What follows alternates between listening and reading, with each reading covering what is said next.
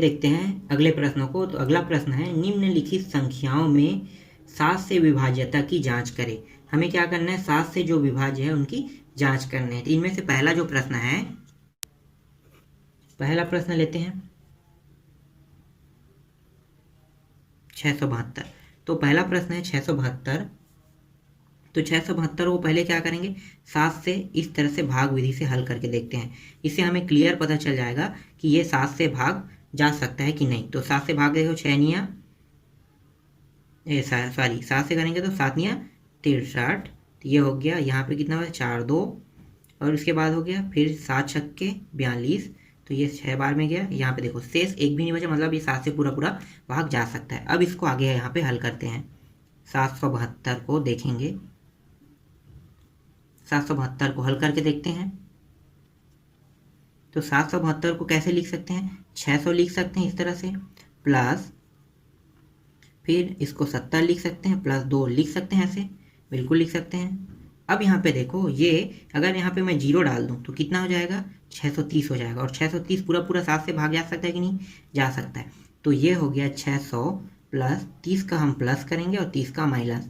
ये 30 plus minus कहाँ से आया, तो ये क्या है, 30 को अगर हम जोड़ेंगे तो ये 630 हो जाएगा। इसीलिए हम 30 को माइनस और 30 को प्लस कर रहे हैं। माइनस प्लस क्यों कर रहे हैं, अगर हम इसको वापस अगर प्लस और माइनस को घटा दें तो कितना मान होगा, 0। तो इसका मतलब कुछ भी मान प्राप्त नहीं होगा। इसीलिए हम 30 को प्लस कर रहे हैं, 30 को माइनस कर रहे हैं। फिर प्लस 70, फिर 2, आगे हल करें तो ये कितना हो गया, 630 जोड़ दिया। अब देखो ये पूरा पूरा 7 से भाग चला गया। अब हमारे पास बचा क्या, ये 30 बचा, और बचा क्या है 30 प्लस 70 और प्लस 2। आगे हल करते हैं तो ये 630 को जैसे के तैसे रखो, इसको यहाँ पे घटा दो, कितना बचा, ये प्लस ये माइनस है, ये प्लस है, तो ये बचेगा प्लस 40 प्लस 2, फिर ये 630 और इन दोनों को जोड़ दो। अब तो ये कितना हो गया 42। ठीक है, अब देखो ये भी 7 से जा सकता है, ये भी 7 से जा सकता है। देखो यहाँ पे 42 है, पूरा पूरा 7 से भाग गया, और ये 630, अगर 630 होता तो ये भी पूरा पूरा भाग चला जाता। तो ये पूरा पूरा भाग जा रहा है। ठीक है, तो यहाँ पे देखो इसको हम ऐसे लिख सकते हैं 7 गुणित, अब ये 7 के पहाड़े में कितने बार जाए, 6 निया, ठीक है, और 6 शून्यम 90 हो गया। और ये हो गया 7 के पहाड़ा में 7 निया और 7 शून्यम, तो 7 छक्के 42 हो गया। ये पूरा आ गया यहाँ तक। अब यहाँ पे देखो 7 गुणित, इन दोनों को जोड़ दो तो कितना आ गया 96। ठीक है, कितना हो गया 96, मतलब ये पूरा पूरा 7 से। देखो कहीं पे कहीं शेष बच रहा है, कोष्टक के बाहर में कुछ मान बचा है क्या, नहीं, मतलब कहीं भी शेष नहीं बच रहा है, मतलब ये क्या है, पूरा पूरा भाग चला गया। तो यहाँ पे लिखो अतः 672 7 से, ठीक है, विभाज्य है, 7 से विभाज्य। ठीक है, इस तरह से ये बनता है। ठीक है, ये बन गया। एक और प्रश्न देख लेते हैं, दूसरा को देखते हैं 905। 905 को देखते हैं क्या ये पूरी तरह से 7 से विभाज्य है कि नहीं। ठीक है, तो फिर इसको ऐसे ही करके देखते हैं 7 से। तो 7 एकम 7, तो यहाँ पे बचेगा 2 शून्यम, 7 दूनी 14, तो यहाँ पे आ गया 6, और ये 5 उतार लो, तो ये दो बार गया था। उसके बाद 7 निया 63, तो ये हो गया 63, घटा दो तो कितना बच रहा है, शेष। ठीक है, शेष बच रहा है 2। देखो मतलब यहाँ पे शेष बच रहा है, आपको ये ध्यान नहीं देना है कितना बच रहा है, शेष बच रहा है, मतलब ये 7 से भाग नहीं जाएगा। अब इसको देखते हैं, इसको भी वैसे ही हल करके। तो 905 को देखते हैं, तो इसको कैसे लिख सकते, देखो यहाँ पे 7 है, तो 7, तो इसको 700 लिख सकते हैं, 700 प्लस 200 प्लस 5। देखो अगर हम इसको जोड़ें तो कितना प्राप्त होगा, 905 प्राप्त होगा। तो हम इसको ऐसे लिख सकते हैं। ये 7 हमने क्यों लिखा, इसको 800 क्यों नहीं लिखा या 900 क्यों नहीं लिखा, तो यहाँ पे देखो 7 के पहाड़ा में देखो तो 7 गया, तो 7 पूरा पूरा जा सकता है, इसलिए हमने 7 को लिया। ठीक है, आगे हल करते हैं। तो 700 को जस के तस रखो, क्योंकि ये पूरा पूरा जा सकता है, लेकिन 200 पूरा पूरा नहीं जा सकता। तो फिर इसके लिए क्या करेंगे हम लोग, इसमें हम कुछ जोड़ेंगे। ठीक है, तो इसमें क्या जोड़ सकते हैं, हम तो 10 जोड़ सकते हैं या 80 जोड़ सकते हैं। क्यों, क्योंकि 10 जोड़ने पर ये हो जाएगा 210, तो 21 कितना आता है, 21 के पहाड़े में आता है, 7 के पहाड़े में 21 भी आता है, और साथ ही साथ 80 भी 21 के पहाड़े में, 28 भी 21 के पहाड़े में आता है। तो हम चाहे 10 जोड़े चाहे 80, दोनों में से कोई भी मान रख सकते हैं। तो हम यहाँ पे ले रहे हैं 80 को, ठीक है। चाहे आप 10 ले, चाहे आप 10 लो, चाहे 80 लो, दोनों पहाड़े में आता है, ठीक है। यहाँ पे देखो 80 हम जोड़ रहे हैं तो 80 घटा भी रहे हैं, मतलब इसको हम जोड़े या घटाएं तो दोनों मान क्या होगा, 0 का 0 प्राप्त होगा, इसीलिए हम जोड़ भी घटा भी रहे हैं, ठीक है। ये रहा। अब ये हो गया 700 प्लस ये 80 जोड़ देंगे तो 280, बचा कितना, 80 प्लस 5, फिर ये 700 को जस के तस लिख दो, जो जो कट ये भी 7 से जा सकता है, जो भी जस के तस लिख दो। इसमें देखो ये कैसे हो सकता है कि यहाँ पे थोड़ा ध्यान देना आप लोग, इसको हम कैसे लिख सकते हैं, ये देखो ये 5 हम घटा सकते हैं तो कितना आ जाएगा, ये माइनस है और ये प्लस से घटाएंगे तो 75 हो गया। अब इसको देखो 700 प्लस 280, अब यहाँ पे देखो ये 75 तो पूरा पूरा भाग नहीं जा सकता, तो क्या करेंगे, या हमें क्या करना है, इसमें कुछ जोड़ना है या फिर कुछ घटाना है। तो हम क्या कर सकते हैं, इसमें देखो 2 जोड़ सकते हैं और 2 घटा सकते हैं, ठीक है। तो यहाँ पे क्या करना, ये हो गया 75, 75 में हम लोग 2 घटा रहे हैं तो 2 जोड़ेंगे, ठीक है, 2 घटाएंगे तो 2 जोड़ेंगे भी, ठीक है। अब देखो ये पूरा पूरा भाग जा रहा है कि नहीं जा रहा है, तो 700 प्लस 280 माइनस ये 70, माइनस माइनस दोनों हैं तो दोनों क्या हो गए, जुड़ जाएंगे, तो ये कितना हो गया 77। देखो 7 एकम 7 एकम पूरा पूरा भाग जा रहे हैं अब ये। अब यहाँ पे क्या है, प्लस 2 हो गया। अब यहाँ पे देखो हमारे पास, अब हमें क्या करना है इसमें, ये देखो ये पूरा पूरा 7 से जा रहा है तो 7 लिखो, गुणित करो, ये हो गया 7 एकम 7 तो 1 और उसके बाद 7 शून्य पूरा गया। फिर इसको भी करके देखो 7 चौक 28 तो ये 40 आ गया। फिर इसको करके देखो तो ये कितना होगा, 7 एकम 7 और ये भी 7 एकम 7। फिर हमारे पास शेष कितना है, 2, देखो शेष राशि भी बच गया। आगे अगर हम हल करें तो ये हो जाएगा 7 गुणित कितना हो रहा है, ये 100 और ये कितना होगा 140, 140 में 11 घटाओगे तो कितना होगा 129, 129 और प्लस 2, देखो शेष बच रहा है हमारे पास 2, और यहाँ भी देखो यहाँ भी शेष 2 बचा है और यहाँ भी शेष 2 बचा है, मतलब यहाँ पे क्या है, शेष राशि जो 2 बच रहा है, मतलब ये 7 से विभाज्य नहीं है। तो यहाँ पे लिखो अतः 905 7 से विभाज्य नहीं है, ठीक है, भाज्य नहीं है। आपको समझ में आ गया होगा अब कैसे बनेगा, ठीक है। आगे बढ़ते हैं। अब जो बाकी जो प्रश्न है उनको भी इसी तरह से आप बना लेना। अगला प्रश्न देखते हैं हम लोग।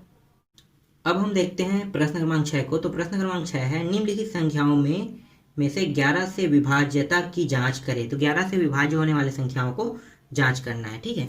तो 11 से विभाज्य, तो यहाँ पे देखो प्रश्न क्रमांक को देख लेते हैं पहले को। तो ये 913 आपको दिया हुआ है, 913। तो 913 क्या 11 से विभाज्य है कि नहीं, हमें क्या करना है, 11 से विभाज्यता की जांच करेंगे। तो जैसे पहले प्रश्न बना था, इससे पहले वाले 7 से विभाज्यता वाले, वैसे ये नहीं बनेगा। हर एक संख्या का अलग अलग, जैसे हर एक संख्या अलग अलग संख्या, जैसे विभाज्यता अलग अलग है, संख्या की विभाज्यता अलग अलग होता है, वैसे ये भी अलग बनेगा। तो ये 11 से विभाज्यता है तो ये अलग तरीके से हल होगा। तो कैसे होगा, तो यहाँ पे देखो हम यहाँ पे हर एक को एक नंबर दे देते हैं। इसको पहला नंबर मानते हैं, इसको दूसरा, इसको तीसरा। तो पहला नंबर में क्या है, 3 है, दूसरे नंबर में क्या है, 1 है, और तीसरे नंबर में क्या है, 9 है। तो यहाँ पे देखो विषम विषम संख्याओं वालों को जोड़ना है और सम सम वाले संख्याओं को जोड़ना है, ठीक है। तो सम संख्या वाला नंबर कौन सा, देखो सम संख्या 2 है, तो 2 का नंबर क्या है, 1 है, ठीक है। तो ये सम संख्या है, ये सम संख्या है। तो आपको क्या करना है, सम सम संख्या विषम विषम संख्या वालों को जोड़ना है। अगर यहाँ पे एक और सम होता तो आप उसको जोड़ते, पर यहाँ पे एक और संख्या नहीं है, 3 ही संख्या तक के दिया है, चौथा संख्या होता तो आप सम सम संख्याओं को जोड़ते, सम सम नंबर वाले को जोड़ते। सम नंबर कौन है, जैसे कि देखो 1 2 3, हम इसे गिन रहे हैं ना, 1 2 3, ये तो तीनों संख्या विषम है, इसको हमें ध्यान नहीं देना है, हमें इस नंबर को ध्यान देना है। 1 पहला नंबर, दूसरा नंबर, तीसरा नंबर। तो तीसरा नंबर क्या होता है, विषम होता है, पहला नंबर विषम होता है, दूसरा नंबर क्या होता है, सम होता है, ठीक है। तो यहाँ पे देखो विषम विषम नंबर वाला जो है, इकाई और सैकड़ा, ये इकाई दहाई सैकड़ा, इकाई और सैकड़ा विषम है और दहाई क्या है, सम है। तो हमें क्या करना है, विषम और विषम को जोड़ना है और सम को इसमें घटाना है। तो विषम विषम नंबर क्या है, यहाँ पे मैं थोड़ा सा डायरेक्ट कर रहा हूँ, ठीक है। आप लोग लिखना, विषम विषम संख्याओं को जोड़ना है लिखना, उसके बाद उसमें लिखना और उसमें सम संख्याओं को घटाना है, ठीक है, सम संख्या वाले को घटाना है। तो विषम नंबर कौन सा है, तो यहाँ पे हो गया 9 प्लस 3 को जोड़ देते हैं तो कितना हो गया 12। अब ये क्या हो गया, विषम, ठीक है, विषम नंबर। अब हमें क्या करना है, सम नंबर लेना है। सम नंबर कितना है, 1। भाई सम नंबर एक ही मान है तो एक ही हो गया। अब हमें क्या करना है, यहाँ पे लिखो विषम में सम को घटाना है तो घटा दो भाई। तो विषम कितना है 12, भाई इसका पूरा मान आया 12 और ये क्या है सम क्या है 1, तो घटा दिए। ये विषम हो गया और ये सम हो गया, घटाने पे कितना आ रहा है 11। अब देखो 11 आ गया, 11 है तो 11 11 से भाग जा सकता है कि नहीं जा सकता है, 11 11 से भाग जा सकता है, 11 एकम 11, मतलब ये जो संख्या है वो क्या है, ये जो संख्या है वो क्या है विभाज्य है। ठीक है, तो यहाँ पे लिखो अतः 913 11 से विभाज्य है। ठीक है, मतलब आपको समझ में आ गया कैसे निकलेगा। ठीक है, इसी तरह से जो बाकी प्रश्न है उनको भी बना के देखना। आगे बढ़ते हैं, प्रश्न क्रमांक 7 देख लेते हैं। तो प्रश्न क्रमांक 7 है निम्नलिखित संख्याओं में 13 से विभाज्यता की जांच कीजिए। अब क्या करेंगे, हमें 13 से विभाज्यता की जांच करेंगे। तो 13 से विभाज्यता की जांच के लिए देखते हैं, पहला प्रश्न देख लो 169 को कैसे करेंगे। देखो 169 को भाग दे दो 13 से। हमने 11 वाले में भाग दे के नहीं देखा, 11 वाले में आप इस तरह से भाग दे के देख लेना। ठीक है, भाग बस को देना है, बाकी चीज़ वैसे ही बनाना है जैसे मैं बताया हूँ। तो 13 से भाग देते हैं हम, तो ये हो गया 13 एकम 13, तो यहाँ पे कितना बचा 3 9 13 26 13 तिया 39 देखो पूरा पूरा भाग गया, कुछ नहीं बचा, 13 से पूरा से भाग चला गया। तो इसको आप कैसे हल करेंगे, तो इसको हल करेंगे 169 को, तो यहाँ पे देखो ये इसको 100 लिख सकते हैं और इसको 69 लिख सकते हैं, बिल्कुल लिख सकते हैं। तो इस तरह से आप लिख लो। उसके बाद यहाँ पे देखो इसको हमें पूरा पूरा भाग देना है, तो 13 के पहाड़ा में क्या 100 आता है, नहीं आता है। कितना आता है 104 आता है। तो हम क्या कर सकते हैं, इसके साथ 4 को जोड़ सकते हैं और 4 को घटा सकते हैं। फिर यहाँ पे कितना बचा प्लस 69, तो ये हो गया 104 माइनस 4 प्लस 69। देखो अभी इसको जस के तस लिख लो और ये उसके साथ घटाएंगे तो कितना आएगा, प्लस में आ जाएगी, प्लस संख्या बड़ा है तो, और ये हो जाएगा 65। अब देखो 65 क्या 13 के पहाड़ा में आता है, हाँ आता है। तो हमारा क्या हो आंसर आ गया। तो 13 ऐसे लिखो 13 गुणित ये हो गया 13 26 13 13 चौक 52, मतलब 13 अट्ठे, तो कितने बार में जा रहा है 13 अट्ठे में 104 आता है। और 13 के पहाड़ा में पंचे बार में आता है 65, तो ये 5 बार में 65 हो गया। कोई शेष बचा नहीं बचा, शेष एक भी नहीं बचा, मतलब हमारे पास क्या हो गया, चलो लिख लेते हैं 13 गुणित ये कितना बच गया 8 5 13, देखो 13 13 आ गया। देखो यहाँ भी 13 है, यहाँ भी 13 हो गया, मतलब 13 के पहाड़ा में पूरा पूरा हो गया। तो ये मतलब भाग जा सकता है 13 से। तो यहाँ पे लिखो अतः 169 13 से विभाज्य है। ठीक है, यह हो गया आपका आंसर। तो इस तरह से ये बनता है। ये पूरा प्रश्नावली और अध्याय भी खत्म हो गया।